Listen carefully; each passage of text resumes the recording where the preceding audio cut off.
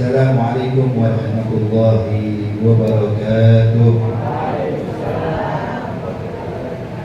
Alhamdulillah, alhamdulillahilladzi hadana bi'aqlil mukhtar man da'ana ilaih bil izni wa qad nadana labbaika ya man dallana wa hadana.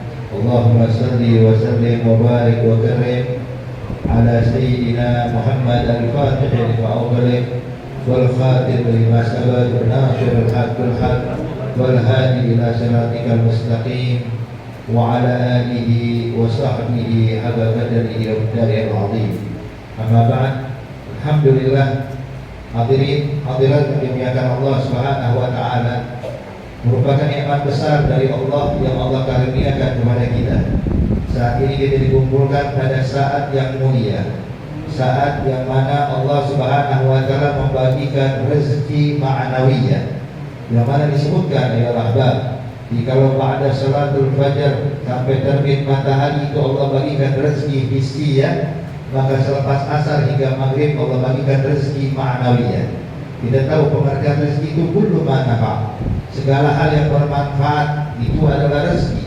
Maka ketika dikatakan rezeki ma'nawiyah, artinya segala hal yang bermanfaat buat ma'nawiyah kita, buat hati kita, buat batin kita. Allah kumpulkan kita pada saat ini untuk membaca daripada hadrah basauda, atau bisa juga dikenal dengan hadratul albar, yang mana hadirin hadirat yang dimuliakan Allah, ini hadrah adalah kumpulan daripada zikir, kumpulan daripada tawassul, kumpulan daripada doa, yang mana semuanya dikumpulkan oleh Imam Syekh Abdullah Basauda. Itu tujuannya untuk mendekatkan seorang hamba yang tadinya jauh dari Allah bisa jadi orang yang dekat dengan Allah. Subhanallah ya ahbab, cuma duduk sebentar kita berubah jadi orang yang dekat dengan Allah Subhanahu wa taala. Kalau disebutkan bahwasanya inda dzikri shalihin tanzilur rahmah, tempat yang disebutkan nama orang saleh maka diturunkan rahmat, maka berapa banyak orang saleh yang disebutkan dalam hadrat Basauda. Bertawasul disebutkan kepada guru beliau Al-Habib Umar bin Abdul Rahman Al-Labar, kemudian juga kepada Fakhrul Wujud Imam Segaf, Imam dan lain-lainnya, semua disebutkan oleh beliau. Abiyat dan juga doa munajat, yang mana Bapak Ibu sekalian dengan mengingat Allah, dengan berzikir, maka Allah Subhanahu wa taala akan memberikan ketenangan buat hati dan jiwa kita. Sebagaimana Allah Subhanahu wa taala menyatakan di dalam Al-Qur'an, ala bidzikrillah tatma'innul qulub. Dan dengan berzikir pada Allah tenang jiwa, tenang hati kita. Maka kalau saat ini kita Bapak menghalangi segala sesuatu yang tidak enak dalam kehidupan dunia, problem, masalah, maka hendaknya kita kembali berzikir mengingat Allah Subhanahu wa taala. Dan duduk di tempat ini subhanallah, kita duduk menghadiri pembacaan hadrah Basauda, subhanallah hati kita tenang, seakan-akan lupa dengan problem, lupa dengan masalah. Dan subhanallah kalau kita hadir di majlis-majlis baik kayak begini, Bapak hadirin hadirat, subhanallah kita lupa dengan problem dan masalah yang ada di luar sana. Kita duduk semuanya begitu nikmat, menghayati khusyuk, yang mana kekhusyuan saat ini gak bakal pernah bisa kita rasakan sewaktu dalam sholat, betul. Kadang kita mau sholat khusyuk susahnya bukan main, tapi begitu duduk di majlis zikir, subhanallah. Kenapa? Sebab disebutkan oleh ulama, ketika orang duduk di majlis zikir bisa merasakan khusyuk, ketenangan hati, kehadiran hati. Sebab saat dia duduk di majlis zikir, Allah Subhanahu wa taala mengenalkan dirinya dengan rahmatnya dibagikan kepada yang hadir semuanya. Hingga dinyatakan orang yang duduk di majlis zikir itu nanti kalau udah kelar majlis, kalau udah selesai, itu malaikat berseru, anggumu lakum badmudila sayyi'atukum hasanat. Bangunlah kalian semua, sesungguhnya dosa kalian telah berubah menjadi pahala oleh Allah Subhanahu wa taala. Maka beruntung orang yang sering duduk di majlis zikir, duduk di majlis ilmu, duduk di majlis ta'lim, subhanallah.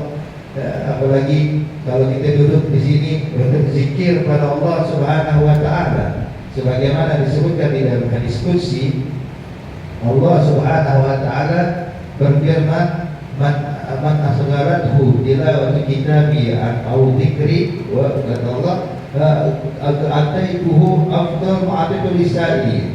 Barang siapa yang sibuk, disibukkan harinya, waktunya dengan berzikir, atau disibukkan dengan membaca Al-Quran sehingga nggak sempat mohon padaku, sehingga nggak sempat munajat padaku, kata Allah. Sibuk dengan Quran, sebagaimana tadi disebutkan oleh Habib Abdurrahman Segaf, bagaimana Imam Ahmad bin Muhammad Al-Muhadar yang menghabiskan waktunya untuk membaca Al-Quran Al-Karim, menghabiskan waktunya untuk membaca Quran, dan bukan di dalam masjid, di liang lahat, Habib. Dia gali kuburan sebagaimana Rabi'atul Adawiyah yang hari duduk tuh ke liang lahat dia untuk khatam Quran. Satu kali khatam, dua kali khatam, sampai putra beliau lah Habib Hamid bin Muhammad bin Ahmad bin Muhammad Al-Muhtar sampai ngeluh. Dia bilang, apa kapan mau naik ke atas? Tiap saat turun ke liang lahat, akhirnya kita takut jadi kurang ajar. Kenapa? Kalau orang nanya apa ini dalam kuburan. Jadi kesannya kayak menghina ayah saya sendiri, makanya cepetan bangun, kata bela sampai kelarkan daripada baca Quran sampai tadi kita sebutkan sebanyak 8.000 kali khatmul Quran. Ada 8.000 kali khatmul Quran di dalam kubur. Nah, di mana di atas kuburannya? Bagaimana di masjidnya? Bagaimana tempat khalwatnya? Bagaimana tempat dia munajat pada Allah Subhanahu wa taala? Dahulu Imam Abdullah bin Husain bin Tahir radhiyallahu anhu wa arda, beliau hadirin itu setiap hari wiridnya beliau, zikirnya itu baca la ilaha illallah Muhammad Rasulullah sebanyak 25.000 kali. Baca salawat kepada Nabi Muhammad 25.000 kali. Baca ya Allah ya Allah ya Allah 25.000 kali. Salat duhanya menghabiskan 10 juz Al-Quran. Salat witirnya, salat malamnya menghabiskan 10 juz daripada Al-Quran. Nah, ini wirid beliau rutin di dalam salat, belum di luar salat. Itu diriwayatkan setiap anak tangga di rumah Habib Abdullah bin Husain bin Tahir itu pernah digunakan untuk khatmul Quran. Bahkan setiap ruangan rumahnya dikasih tuh sekali khatam Quran di sini, kasih khatam Quran di sini, kenapa biar berkah. Sehingga waktu di malam hari dalam keadaan berat, kalau itu belum ada lampu, tapi rumahnya Habib Abdullah bin Husain bin Tahir memantulkan cahaya terang benderang. Sebab diriwayatkan juga bahwasanya rumah yang dibacakan Al-Quran atau dibacakan zikrullah, maka rumah tersebut akan memantulkan cahaya sehingga penghuni langit bisa membedakan mana rumah yang digunakan buat baca Quran, mana rumah yang tidak pernah dibacakan Al-Quran, mana rumah yang digunakan buat berzikir, mana rumah yang tidak pernah digunakan untuk berzikir pada Allah. Rumah yang digunakan untuk membaca Al-Quran akan memantulkan cahaya sehingga penghuni langit bisa melihatnya, sebagaimana penghuni bumi kalau malam hari lihat bintang di langit bisa dibedakan, oh bintang ini bukan wahakada. Makanya zikrullah dihidupkan ya ahbab. Dan ingat, Al-Quran dibaca bukan cuma sebagai pajangan. Mungkin banyak umat Islam saat ini di rumah ini punya Al-Quran, cuma kalau tanya berapa kali dia baca Al-Quran. Tadi Habib Omar Al-Bar dia bilang setiap hari paling minimal 1 juz atau setengah juz. Kita ya Allah, orang-orang terlatih gak usah itu, 1 lembar kita baca. Tiap hari kita baca, tiap hari baca selembar, rutinkan, istiqamah dalam kebaikan. Maka itu lebih afdal dibandingkan meninggalkan sama sekali. Dan juga ya apa, semua amalan bakal memberikan pengaruh besar itu kalau kita dawamkan dan istiqamah. Kalau amalan besar cuma dari istiqamah, bagus. Cuma dari istiqamah, maka takdirnya kurang, pengaruhnya kurang, tidak berbekas. Tapi amalan yang sedikit, tapi kalau kita dawamkan hasilnya bagus, masih berbekas. Maka dinyatakan di dalam hadis kata Rasulullah, khairul a'mal adwamuha wa idkhal. Sebaik-baik amalan yang bisa kita dawamkan walaupun sedikit. Dan kalau kita mau kasih ilustrasi ya, kayak orang ingin menebang pohon yang besar. Kalau seandainya dia gerakkan semua tenaganya dalam satu pukulan, dengan pukulan yang paling kuat dipukulkan, kira-kira pohon yang besar akan tumbang? Tidak akan tumbang. Pohon yang besar itu paling cuma bergetar, cuma tenaga dia langsung habis.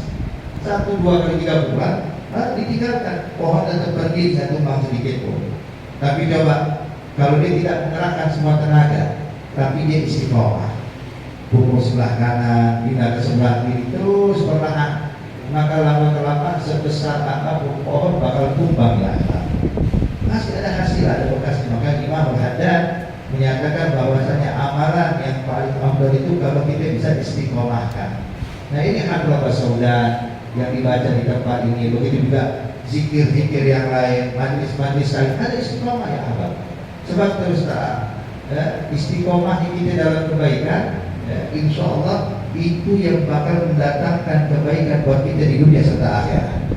Makanya dahulu Al-Habib Abdullah bin Muhsin Al-Attas Pak Bogor ini, itu kalau kita hadir awal beliau dibacakan manaqib. Al-Habib Abdullah bin Muhsin Al-Attas Imam Jalil, guru dari para aulia, guru dari para ulama. Bahkan dahulu Al-Habib Salim bin Ahmad bin Dinda duduk bersiku di hadapan Al-Habib Abdullah bin Muhsin Al-Attas Pak Bogor. Kemudian juga Al-Habib Ali bin Tahir Al-Haddad dan para aulia salihin duduk di depan Imam Al-Habib Abdullah bin Muhsin. Ada disebutkan di dalam manaqib beliau wa min karamatihi, dan daripada karamahnya Al-Habib Abdullah bin Muhsin Al-Attas adalah tidak pernah meninggalkan sholat berjamaah. Ada tahu istiqomah dalam keadaan sehat, dalam keadaan sakit, dalam keadaan punya waktu luang atau nggak punya waktu luang, menghabiskan waktu di dalam kebaikan. Dan kita juga pengen istiqomah. Istiqomah kita apa nih? Hadir majelis, duduk majelis taklim. Alhamdulillah ada nikmat besar dari umat. Ada majelis taklim di sini, ada Habib Abdul Rahman, ada Habib Zaki, ada Habib Waidillah, ada juga Habib Bagir. Subhanallah, ada nikmat besar yang Allah berikan kepada antum semua di tempat ini. Maka terus terang ini nanti kalau kita mau istiqomah dia duduk bersimpu di hadapan mereka, duduk di majelis. Walaupun mungkin kita nggak paham apa yang disampaikan, mungkin ucapannya terlalu tinggi, mungkin kalimatnya terlalu membingungkan, nggak jadi masalah ya. Duduk di majelis zikir, pulang bawa ampunan Allah Subhanahu Wa Taala. Ada jaminan dari Nabi Muhammad. Orang yang duduk di majelis zikir, dia maka kata Nabi Muhammad, itu nanti Allah Subhanahu Wa Taala akan berkata kepada malaikat, ya malaikati ishhadu anni qad ghafartu lahu. Hai malaikat-malaikatku, saksikanlah kalau aku sudah mengampuni dosa orang-orang yang hadir ke tempat tersebut. Kita hadir bawa dosa ini, kita pelaku maksiat, kita pelaku dosa, duduk di majelis zikir, sesaat pulang bawa ampunan Allah Subhanahu Wa Taala. Kata nikmat, mau cari ampunan mudah, datang ke majelis zikir, duduk di majelis ilmu. Walaupun kadang kita tak paham seperti yang saya sampaikan. Kadang hadir majelis ngantuk, Ustaz menyampaikan ilmu, Habib menyampaikan ilmu, kita di pojokan kita tidur karena saking ngantuknya. Itu yang tidur pun dapat ampunan Allah. Yang tidur dapat ampunan Allah. Saya mau kasih contoh mudah, alhamdulillah. Itu kita biasa kalau di Jakarta, kalau ada yang meninggal kita ngadain acara tahlilan. Tadi bahas masalah tahlilan. Tahlilan biasa itu hari pertama, ada hari ketiga. Itu hari ketiga biasa lebih ramai dibanding hari pertama. Kenapa kok bisa gitu? Cuma pada hari ketiga biasa yang hadir di bagian besek, bawa berkat, pulang bawa makanan, alhamdulillah. Kalau hari pertama cuma minum kopi, minum teh, makanan kecil. Tapi kalau hari ketiga pulang bawa buah-buahan. Subhanallah. Nah itu pas hari ketiga ramai yang hadir. Bahkan yang gak pernah hadir tahlil. Yang gak pernah sholat di masjid kalau ada tahlil, ramai datang tahlil. Masya Allah. Begitu duduk tahlil itu kan ngarepin berkah. Pulang bawa besek hadirin. Itu saya mau tanya Bapak Ibu sekalian, itu yang hadir ke majelis tahlil tadi itu, dia sesampainya di situ dia ikut baca yasin, cuma duduk. Ketika baca yasin dia bilang, saya nggak ini apa mungkin saya nggak punya wudu alasannya, atau mungkin saya nggak bawa kacamata, atau cuma lupa tidur. Orang baca yasin dia malah tidur. Kelar baca yasin, baca tahlil dibaca masih tidur. Kelar tahlil ada tausiah mau'izatul hasanah disampaikan oleh para ulama, dia masih tidur. Kelar mau'izatul hasanah pembagian besek, pembagian buah-buahan. Saya mau tanya, itu yang tidur kebagian nggak hari dibagi, dibangun Pak, ini beseknya ente. Subhanallah. Kemudian hadirin, begini keadaan kalau manusia bisa seperti itu, padahal ini cuma numpang tidur hadirin. Tapi subhanallah berkat dikasih ya barang tersebut. Lalu bagaimana kebaikan Allah? Allah bakal memberikan lebih dari itu.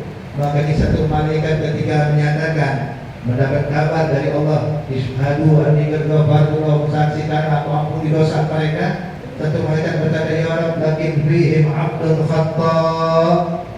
Ya Allah, tapi ada di antara mereka seorang hamba yang duduk di tempat tersebut bukan untuk mengagungkan, bukan untuk berzikir. Dia datang untuk urusan dunia. Datang ke tempat tersebut untuk urusan yang sepele, bukan untuk mengagungkan, bukan di masalah dunia, urusan bisnis dan lain-lainnya. Maka Allah katakan kepada itu malaikat, humul qaum la yasbihim, dari dia pun aku ampuni kata Allah. Dia apa? Kenapa? Sebab perkumpulan seperti ini gak bakal bawa kerugian orang yang duduk bersama mereka. Makanya hadirin, apapun niat kita duduk di tempat ini, ambil kabar, pulang bawa ampunan Allah Subhanahu wa Ta'ala. Apalagi kalau kita mau dawamkan istiqamah, duduk di majlis kayak gini, subhanallah. Apalagi ini hadrah basaudan, ya, itu dibaca di mana-mana, ya, di berbagai macam tempat. Bahkan dikenal orang-orang hadrah sana kalau lagi punya hajat, maka mereka hadir ke hadrah basaudan. Maka insyaallah dobul hajat, dobul hajat. Paling enggak hadirin, orang yang mendawamkan baca hadrah ini meninggal dicatat dalam keadaan husnul khatimah, dalam keadaan yang diridhoi oleh Allah Subhanahu wa Ta'ala. Sebagaimana tadi penutup kita baca ya Allah biha ya Allah biha ya Allah bihusnil khatimah, maka kita dawamkan ini hadirin. Kemudian juga zikir-zikir yang lain yang ada Ratul Haddad, Ratul Attas dan lain-lainnya hadirin. Ayo kita makmurkan, kita isi dan hadir di majlis ta'lim yang ulama sudah dikirim oleh Allah kepada kita. Ya, jadi para hamba kita, para ulama-ulama kita, mereka dibikin kumpul di tempat ini untuk menyampaikan dan menyebarkan ilmu agama Allah Subhanahu wa Ta'ala. Ingat ya apa? Sesungguhnya orang yang enggak ngerti agama itu dibagi dua sama ulama. Ada jahilun ma'dzur, ada jahilun ghairu ma'dzur.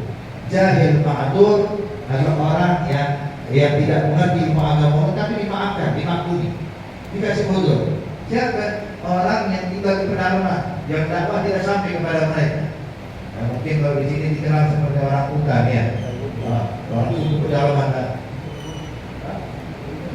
pedalaman. Ada akhirnya alih dakwah dan tidak sampai dakwah kepada mereka. Pada hamba ini bingung yang di sana, bingung di mana gitu.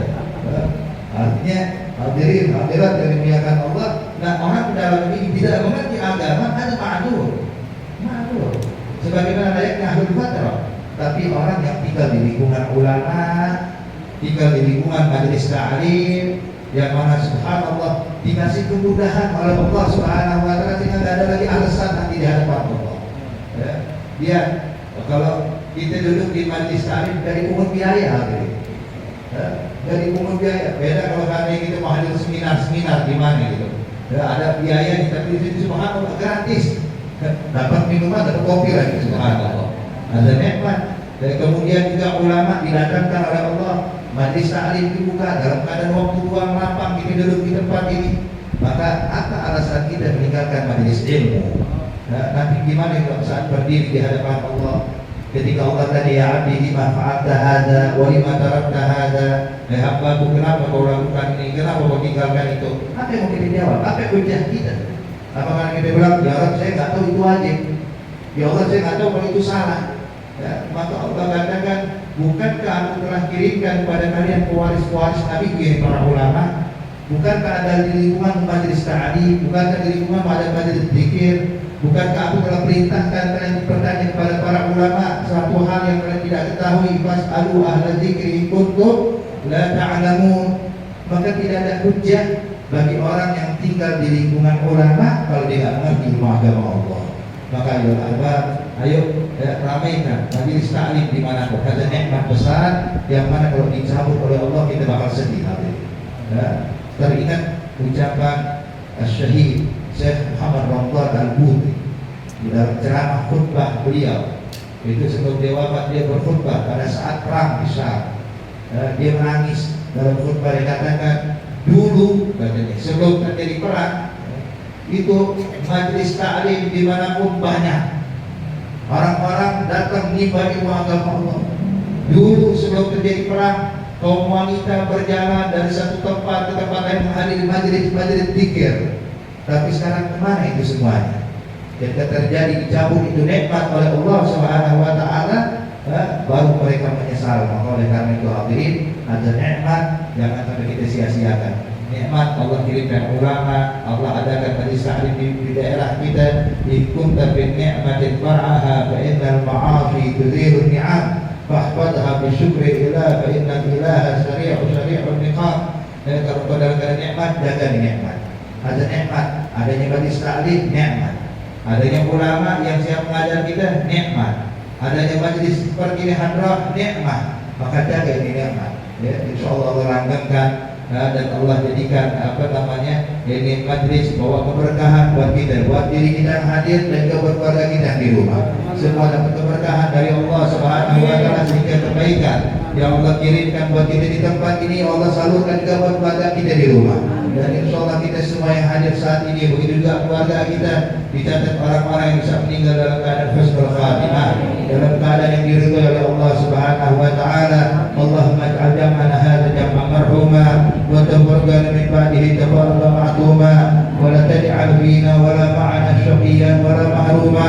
Allahumma hdina bihudak waj'alna mimman yusari'u fi ridhak wa la tuwallina waliyyan siwak wa la taj'alna mimman khalafa amraka wa 'asab birahmatika ya arhamar rahimin ya arhamar rahimin ya arhamar rahimin. Wa sallallahu ala sayyidina Muhammad an-nabiyil ummi wa ala alihi wasallam walhamdulillahi rabbil alamin. Wassalamu alaikum warahmatullahi